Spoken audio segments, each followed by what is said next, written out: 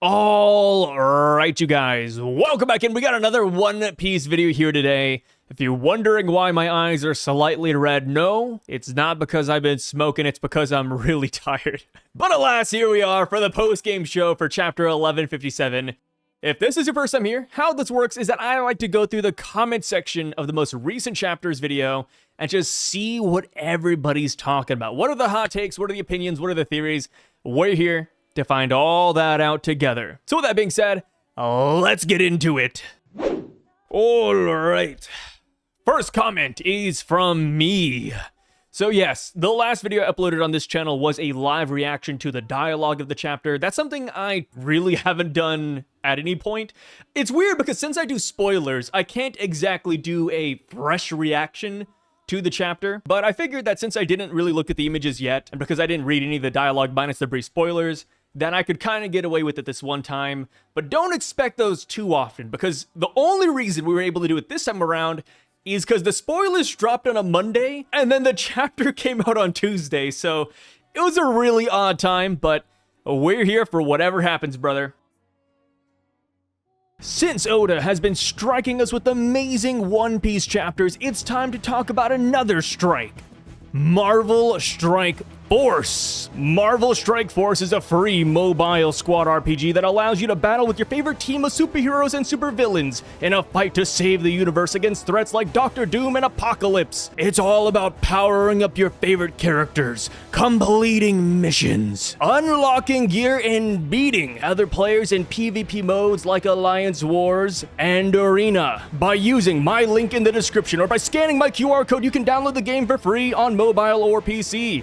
They've got tons of heroes and villains from across the multiverse to choose from, like Iron Man, Wolverine, Venom, and so much more. If you're a new player, you can unlock up to 17 total characters just within the first 30 days. New ways to battle with your roster are released regularly, and the meta is constantly evolving. There's just nothing better than creating a team that synergizes well in their numerous events. Marvel Strike Force lets you properly flex your team building skills with how intricate their character skills and boosting abilities are. Why not give it a try and see what crazy fun teams you can cook up? To celebrate Marvel Studios' Fantastic Four first steps, Marvel Strike Force is giving away the full Fantastic Four team for free. For a limited time, use promo code MSF4 to unlock Mr. Fantastic, Invisible Woman, The Thing, and Human Torch. This amazing team, inspired by the film, will help you climb out of the early game and set you up for success in PvP modes like the Arena and Alliance War. So what are you waiting for?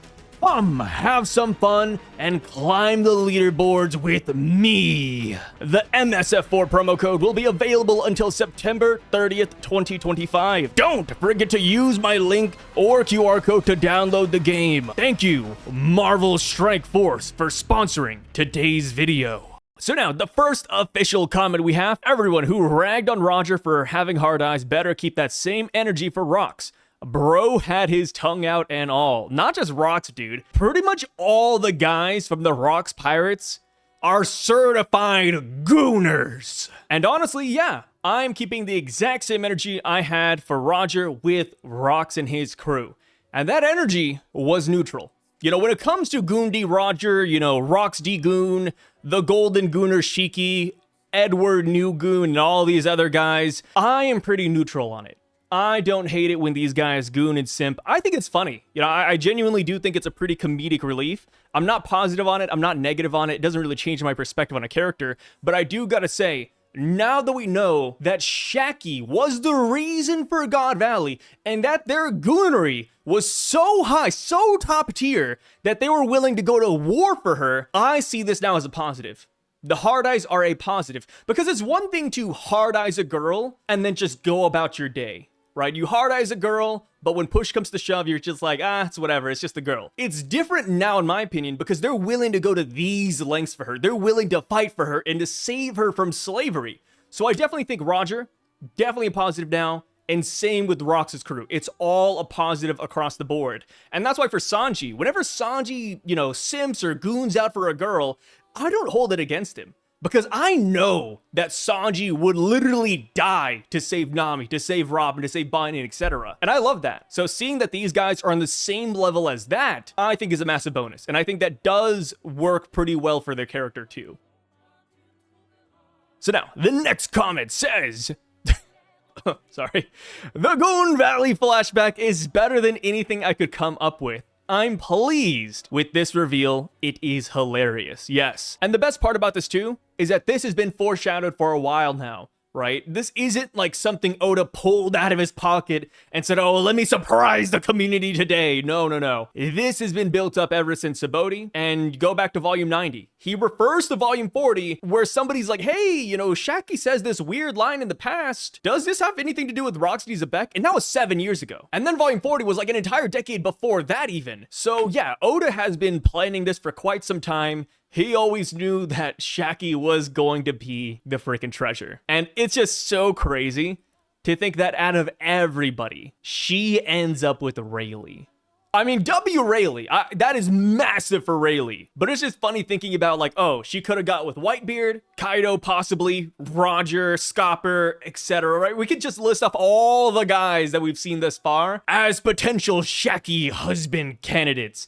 But she picked the Dark King in the end. Great, really upscale. This one says, little Katakuri aura farming on Big Mom's shoulders. Yeah. And ever since somebody said this on Twitter, I could not get the image out of my head, but he genuinely looks like a Labubu. Like, I don't think Oda meant to do that. I think it's just because he's so far in the background, you know, you can't really put a lot of details on him. So Oda just like put little dots for eyes, and then it's like, okay, because his scarf is jagged, it looks like he has those sharp Labubu teeth, and yeah, it's just a crazy combination.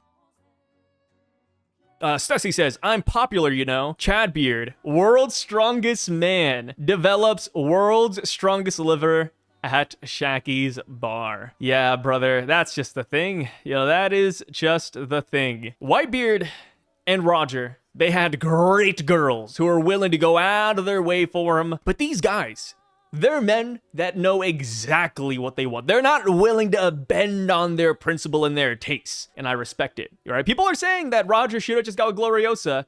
And I kind of agree with that, kind of disagree. It's like, okay, Roger could get with her, but that's not the girl he wants, right? You know, that's not the girl he loves, brother. Same with Whitebeard. Although Whitebeard is like a little bit more weird, because we do know that Weevil is made out of Whitebeard's DNA somehow, some way. So it's like, what happened there? Like, did Whitebeard donate something to Stussy and then she made Weevil? Or did Stussy, like, you know, clip his hair or, you know, collect his toenails and then created Weevil? I can't wait to see how that actually happens. This comment says, I just realized in the panel where Big Mom is talking to Gloriosa, you can see Baby Oven and what looks like Baby Katakuri. Yes, you can. And this guy stole the words right out of my mouth. Give them back! They say, you can see Daifuku on the right of Gloriosa as well. Yep, the Big Mom kids are making an appearance in this chapter. And it's kind of crazy to think that Katakuri and the gang knows about Rocksteady Xebec, and they probably know all about God Valley. Like, I really wish, I mean, obviously this could never happen, but I wish characters, when they showed up and when we fought them or etc., we learned everything that they knew. Because it's like, dude, imagine if we got like God Valley drops back during the Luffy versus Cat fight. That'd be crazy. Like, imagine Cat's fighting Luffy, and then Cat's like, oh, Rocksteady Xebec would have done that. Ooh, you remind me of Rocks, or ooh, I remember that Captain John. You know, I would just love it if characters just kept on dropping name after name after name. Kind of like how in Naruto-Boruto, it's become a meme that whenever Kakashi looks at a kid, he just imagines their parent or their inspiration or their idol. Like how every time he looks at Naruto, he's like, oh, it's the fourth Hokage. I see him, Minato. Like, imagine if Katakuri had that for Luffy. Like, Luffy did something, and he's like, oh, I see Rocks, I see Roger. Is that Rayleigh? Oh, no, that's Zoro. My bad. Like, that'd be so funny, man. You know, it's a blessing and a curse that One Piece doesn't do that. So this says, Sai's rockin' the Lord. Farquaad look today. Digging it. This comment says, Shakky, being the treasure of Hachinosu was not on my bingo card. It was not on mine either. Funny enough, I do like the reveal. You know, I always reiterate that time and time again. I like the reveal, but I gotta admit, I really thought it was gonna be like a baby or, I don't know, a devil fruit. I didn't think it was gonna be a woman. I did not think it was going to be a Shakky out of everybody. This comment is a theory. Harald doesn't challenge his friend Rox, but reveals to the WG that taking Shakky will make Rox vulnerable. And God Valley was the trap.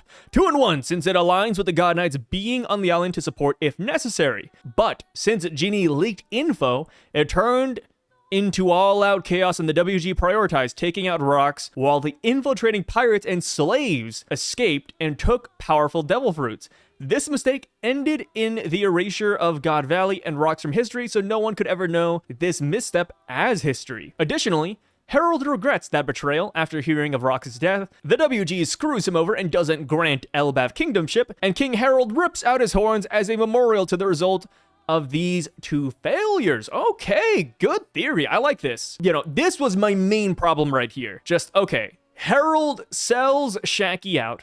He leaks intel about the treasure of Hachinosu to lure Rox to his death, but why doesn't he get kingdomship, right? Would the WG even bite? But you kind of explained it right here. The WG screws Elbaf over, which is pretty par for the course with them, right? And then King Harald just ends up ripping off his horns. I could definitely see that. Or maybe the WG doesn't screw him over, and instead they're like, hey, Harald, this didn't go as planned, right? They took back the treasure of Hachinosu, they injured celestial dragons, they stole devil fruits, they took Shanks. Even though you gave us great intel, even though we killed Rox, you're not gonna get your prize because we had to sacrifice a lot. I could see that too, right? Because I go back to the Shamrock and Somers line whenever they arrived here in Elbaf, and it does seem like they had a decent relationship with Harald, right? Maybe that's not going to be true when we get the full reveal later on, but it seems like they liked him. And because they seemingly like him, I don't think they would just outright screw him over. I think there's a little bit more to play here. But yeah, I like it. I like that Harald just instead leaks intel to the WG. The main question is whether or not the WG would take it, right? Because I feel like the reason why you want the Giants to fight Rox and kill him is because you don't want to get your hands dirty. So by having them take Shakky, it's like, okay, now the WG is going to have to use their force, right? Now the Gorosei are going to have to fight, the God Knights are going to have to fight. It's just going to be a whole mess. But yeah, I like it. I like it. And generally, I do hope that Harald doesn't challenge Rox. I don't know, man. It's something about two friends fighting that I'm just not the biggest fan of. It just hurts the heart, man. It hurts the heart. The more side videos, the better. Appreciate it. It's amazing that this whole flashback gives the whole context as to why he got killed. Yeah, Rox got killed trying to protect and save Shakky. Don't you love it? I think that's great. One thing I found kind of interesting is that Roger, despite the Celestial Dragons taking Shakky hostage and using her as a prize, Roger, at the end of the day, still helped Garp defend Celestial Dragons. Why is that? What was Rox doing that they didn't deserve, right? They kidnapped Shakky, dude. Maybe Rox showed up there, he saw Shakky and she's injured, and then Rox just goes crazy. He's like, oh, you hurt Shakky? Okay, now you're all dead. And then maybe Roger had to step in and save them, but I just don't know, man. Roger defending Celestial Dragons, that's a tough one. I cannot wait to get that flashback, because I bet when we get it, it'll make a lot more sense. Like maybe Rox was too brutal, right? Maybe Rox is over here ripping out toenails and ripping their skin off and feeding it to slugs or something. And then maybe Rox ended up summoning the mole people to help him dig into their eyeballs. Anything's on board, man. Anything's on board. Kong, the Marine. Garp, the hero of the Marines. Kobe, the next hero of the Marines. I like how you just put the Marine. Like, he's not even a hero. He's just a Marine. That's so good. But yeah, I mean, Kobe's already regarded as a hero of the Marines too, right? He's the hero of Rocky Port. So he's already got that onus, man. This comment says, all for some of that Shakky pun. Yeah, hey, even if they didn't get anything, I respect the grind. I respect what they did. Shakky left the Kuja just to get rich quick. She knows what she's doing. Smart woman. Yeah, I wonder if there's gonna be more to it too, right? Because when we got the Gloriosa Big Mom chatter, they were like, oh, maybe she did this to chase after the man she loves. Kind of like what you did, Gloriosa. And it's like, okay, like maybe that's what Shakky did. She came over here to get Rayleigh's attention, but it doesn't seem like it right now. She has made no mention of Rayleigh, and she's not even leaving this island, right? She's stationed here. So I don't think she's going after Rayleigh. So I do think there is a good chance that she really does just want to get rich quick, but I don't know. I feel like there's going to be more to why Shakky's here than meets the eye. But There doesn't have to be, right? Like, this isn't a bad answer, right? She just wants to make money. Sure. So everyone remembers when Vegapunk told Nami and the rest what the real name of Luffy's devil fruit and his hypothesis is about devil fruits. What if devil fruits are weak against Haki because all dreams come to an end when someone else opposes their will onto yours? That's a good take. I like that. Their willpower just opposes all of your dreams and hopes. Yeah, I like that. This one says, the more we learn about Rocks, the less I feel like he's like Blackbeard and more like an unhinged Luffy. That's fair. Funny enough, people already saw Blackbeard as an unhinged Luffy too, so I don't think this like necessarily negates it. And, you know, I wouldn't say Blackbeard and Rocks are like one-to-one identical in terms of personality, but you can see the tie-ins, right? Like father, like son, they got like that small percentage, and that's all that really matters. Like think about you and your dad. Well, not you specifically, Kemi BMD, but just anybody watching this video. How alike are you truly to your father?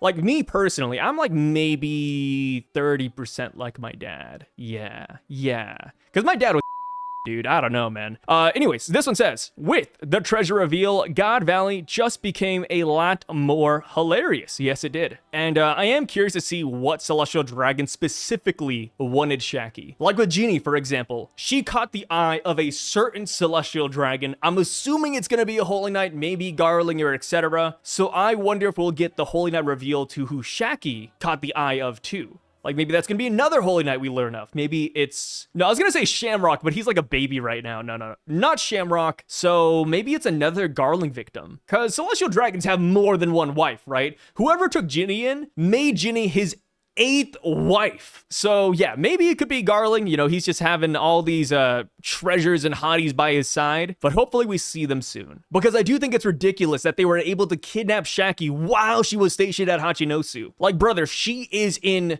potentially one of the most protected places on the earth right now, and yet she got captured. What celestial dragon, what Cypherpole agent actually pulled that off? Because that's not a small feat. That is not a small feat. Even with the Rocks pirates not on the island, there's still a bunch of pirates that hang out there, and they got Shakky? That is honestly just insane when you really think about it. Next comment, they say, you crank out kids like popcorn is the best piece of dialogue ever to be put on a page. Yes. I love this. I love the shade because it's so true. Dude, Big Mom, I went and I counted. Big Mom, from this flashback all the way to God Valley when the Rocks Pirates disband, she cranks out 12 kids. 12 kids while on this crew. How's that even possible? Potentially even more. Potentially even more when you think about when she joined. So it's like, yo, like she really is just popping them out like popcorn, dude. Does she even feel it? You know, do they just walk out of her like a factory? Hell, I would love it if next time we fight Big Mom or when Big Mom fights somebody else for us, that Big Mom gives birth while on the battlefield. Maybe that's cursed, but imagine that. She's like, oh, I need to create the ultimate weapon to fight the Gorosei or the Straw Hats or Youth's Kid 2.0. And then the homies are like, oh, Big Mom, should we combine? And then you know how they made Hera and they started doing this weird giant plasma monster thing? Big Mom says, no, we are not going to do that. It did not work last time against Law and Kid. So this time, what I'm going to do is give birth to the next homie. And then she's just like, ah! And then you see this kid just walk out of her bottom area, and it's a full-grown adult. Like, they got like the Benjamin Button disease. They're born as an old man, and that right there is the strongest homie. That'd be cool. Would it happen, though, in One Piece? Probably not, but you gotta admit, be kind of cool, All right, this comment says, perfect timing, just walked into work. I'm glad I got you like that, brother. What's funny is that my coworkers found out that I had a YouTube channel, and guess what those sons of did? We have a loudspeaker, right? It's a restaurant. We have loudspeakers. We play music while people eat and yada, yada, yada. What they did was that before we opened, they decided to play one of my One Piece reviews over the loudspeaker. And I don't think I've ever been more embarrassed than that in my entire life. What an awful time. But yeah, kudos to work, brother. Hopefully it was good. Shakky's milkshake brings all the rocks to the yard. Damn right it's better than yours. Well, I've not heard that song in ages. We need to keep it back in the past. This song, I gotta admit, the music video back in the day, it was kind of popping. This is exactly what Roger said to Rocks. Do you know how I felt for the whole year? Because he's sad that Shakky is living on Hachinosu. I bet you this is the reason the Roger crew came to God Valley to save Shakky. This literally explains so much. I can't believe Shakky is the crown jewel. Another way you can view this too, which actually this doesn't work for this right here, right? He's sad that Shakky is living on Hachinosu. I think he is sad about it, but I don't think that's why he says this line right here. Because currently, Shakky joins Hachinosu 42 years ago. God Valley is 38 years ago. So Shakky would have been on the island for 4 years up until that point. So this line wouldn't make sense in this context. Instead, I kind of think that Shakky's been captured for a whole year. Shakky has been a celestial dragon prisoner for 356 days at least. That's what I think. This one says, they're doing Whitebeard dirty, but at the end, he's also a man in his youth. Yeah, we all goon, dude. And that's why, like I said, I don't view the hard eyes as a positive or negative. I'm always pretty neutral about it, but now that we know that they're willing to go this far for her, positive. Definitely positive. Even with Roger sailing the seas, it would not be an overstatement to refer to this era as the Age of Rocks. Yeah, that's a crazy one, man. Like, bro, the era of rocks. Oda is glazing the hell out of this, man, and I love it. I love the build-up. Not gonna lie, I thought it was obvious Gloriosa willingly left to chase Roger. Also, I'm glad Rocks turned out to be a simp too. People for some reason are crashing out over Roger being a simp, forgetting that he has a whole ass kid. Same with Rocks. Did people just think their kids spawned in when they died? They have to have had kids with somebody. So obviously they're going to be into women, yeah. I think it's just because people are like used to Luffy not really paying attention to women, so they're like, oh, every guy's like this. But in reality, we're all a little bit of a gooner, right? As far as this part right here, I did not think this was going to be the case. Like, because it just feels so counterintuitive, right? Like, okay, I am a leader of the Kuja Pirates. I can set sail and go wherever I want, wherever I choose. Why not just keep on chasing Roger? You can tell your Kuja Pirates to go follow Roger, right? Like, it's not crazy. What's crazy is joining Rocks' crew and then having to follow Rocks in the hopes that you run into Roger. Like, at that point, why not join the Roger Pirates? Like, did Roger turn her down and say, hey, you can't join us at all? Like, I don't know. That's why I didn't think this. So this was actually really surprising to me. And it does make me wonder about Boa Hancock. I've talked about this in the video. I'll talk about it again, but Boa is right now going after Luffy. She wants to see Luffy. Imagine if she joins Cross Guild. Like, I can see it, because I do believe in that. I do think that Buggy is gathering all the former warlords. Whether he knows it or not, that's what he's kind of doing. So I could see Boa joining them. But a lot of people are like, oh, why would Boa join them if she's going after Luffy? And I'm like, yeah, you're right. You know, like, she's going after Luffy. Why would she join them? Maybe it's this. You know, maybe she doesn't know where Luffy's at. Maybe she wants protection while she looks for her husband. Well, quote husband, right? So yeah, maybe that's what she does. Like, I just feel like it's so roundabout. I don't know. I don't know. Oh, here we go. I like this. Kozik's profile picture. That's my main, dude. You know, I'm one of those guys who has like over 1 million mastery in one single champion, and I suck. But let me tell you, I love Kozik's. He needs more skins. You know, with how much money Riot rakes in every single day, you would think that characters like ours would have more skins, but they hate us. They hate us. Am I the only one hoping for a Pirates of the Caribbean-like marriage scene between Shakky and Rayleigh? Ooh, Pirates of the Caribbean drop. Love this movie. And I really do hope we get a Jack Sparrow type of character soon. Maybe Joy Boy. The fighting going on and like anyone present officiating would really be funny in my opinion. Whitebeard, Kaido, Roger, Rocksheik, so many funny candidates. Stussy would be like, you can marry us too, Newgate. Kaido being ordained would be funny. Big Mom would be a plausible candidate if she officiated her own marriages. I don't know if she always had someone handy that could, or if she did. Shakky, I could see weeping as he does it in jealousy. Could go a lot of ways with Roger or Rocks, and on and on. Yeah, I think that'd be fun. Like, they all hate each other, but they come together just for Shakky and Rayleigh. Like, oh, I hate Rayleigh. Ooh, I hate you, but let's just do this for Shakky. You know, Shacky's happy. We can't ask for much more than that. Was Shakky in captivity for a whole year? I remember Roger saying, yep, you've been keeping me waiting for a whole year upon descending into God Valley. That's what it seems like. And I think this would be a big motivator to go. And not just that, but to be bloodlusted, right? Dude, if you find out that your girl, your girlfriend, your mom, your sister, insert whoever you want in there, the person you like has been captured as a celestial dragon slave for maybe a year, yeah, I would crash out too and go to God Valley, brother. I would. You know, I'm not as strong as Monkey D. Dragon, you know, or Akuma. I would go. I would go. You know, even knowing that Rocks was going to perish at God Valley, still go. We have to. We have to. Mars. Being the instigator of God Valley, like how Saturn caused Kuma's issues, it's likely Mars gets killed - replaced by the end of Elbaf. I like that. I think it'd be really cool if Mars showed up to Elbaf too. You know, I think this could lead to that. Kind of like how for Saturn, we got his backstory, we learned a little bit more about him, and then he was the one who showed up to Egghead. Maybe we get that with Mars. Mars shows up current day, and he's like, oh, Imu-sama, Killingham, Sommers, Gunko, I'm going to assist you. I'll put these giants down once and for all. This has no shot. All these theories, and it was Shakky causing God Valley all along. I'm getting Obito flashbacks. Dude, it's crazy. You know, back in the day, whenever we had the Obito flashback and then we saw Toby, I wasn't a part of the online conversation. All I did was watch the Sawyer 7 made reviews. I watched reviews on YouTube, but I never interacted with the community. So it's crazy going back, because I just finished watching Naruto, like the entirety of it the other day. Again, by the way, it wasn't like my first time watching it, I finished it again. And it's crazy because I didn't realize how many people were naysayers of the Obito Toby theory, because that's something I always believed in. I'll say, okay, that's gotta be him, right? To some extent, that's gotta be Obito under the mask. But apparently that was like a hot theory back in the day. Like everybody hated this. I don't know why. Why was this so hated? I don't get it. Is it because it was too obvious? Or, I mean, I was gonna say out of left field, but it isn't. Because in my opinion, it kind of strikes me as the Sabo situation, where it's like, okay, we got the ASL flashback, we see Sabo, he died to a cannonball, and then one arc later, ooh, you know, somebody's here. Who is it? It's Sabo. You know, like it feels like that. Like, okay, we have the Obito flashback, and then we see a guy in a mask. It's him, right? Like there's no reason, because the way they did the Obito flashback too is that it just popped in out of nowhere, right? Like out of nowhere in the middle of an arc, it's like, hey, here's 3 to 4 chapters about Obito. Why?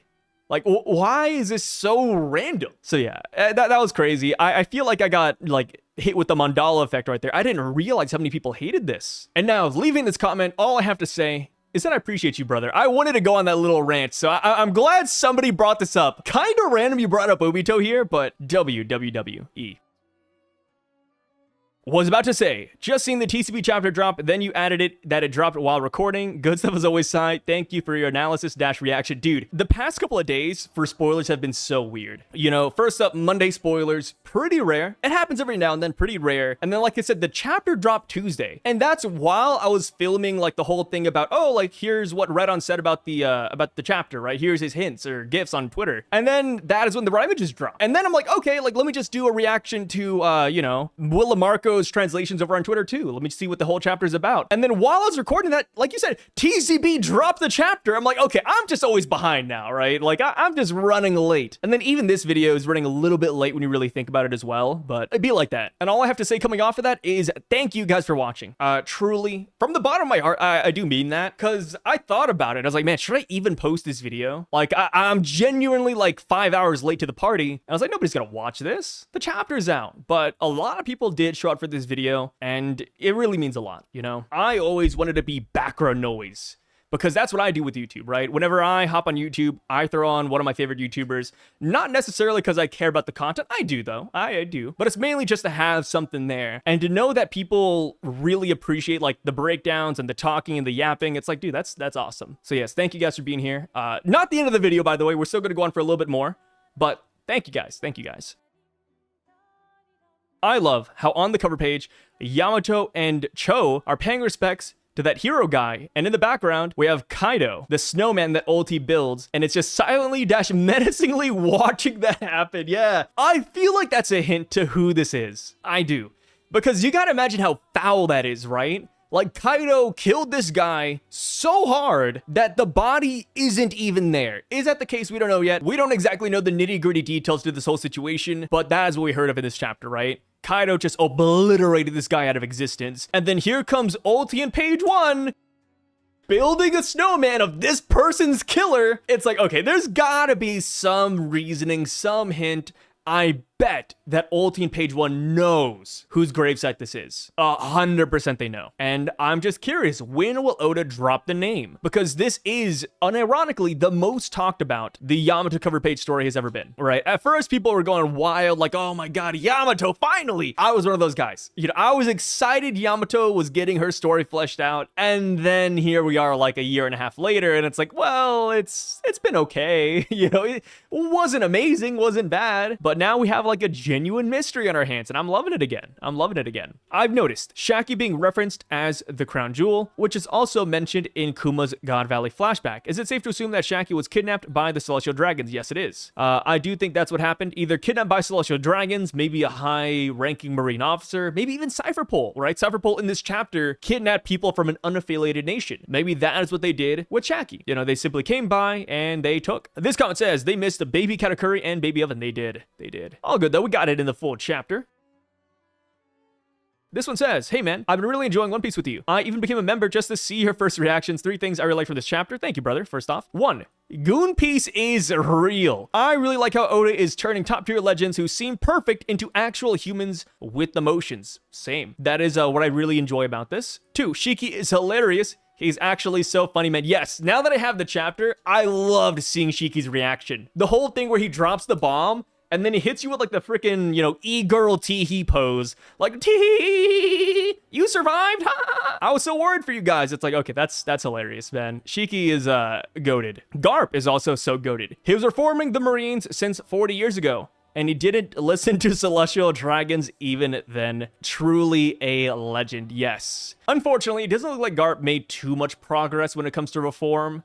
But that is what the next generation is always for, right? That's why he has a son, Dragon, doing the whole revolution thing. And then he also has Kuzan, who is with the Blackbeard Pirates, which is odd. You know, now that I think about it, does Kuzan know about the Rocks Pirates? I think so. I feel like, yes.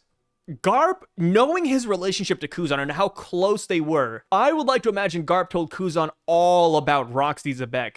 Maybe that's why Kuzan didn't really hesitate at the Blackbeard crew offer. Maybe Kuzan sees Roxy Xebec within Blackbeard and he's like, hey, I'm gonna keep a close eye on this guy. You know, just like how the Rocks Pirates of yesteryear has a traitor in it, maybe Kuzan is the traitor current day. Food for thought, food for thought. Well, that's not like a hot take. I think a lot of people think that Kuzan is going to betray Blackbeard.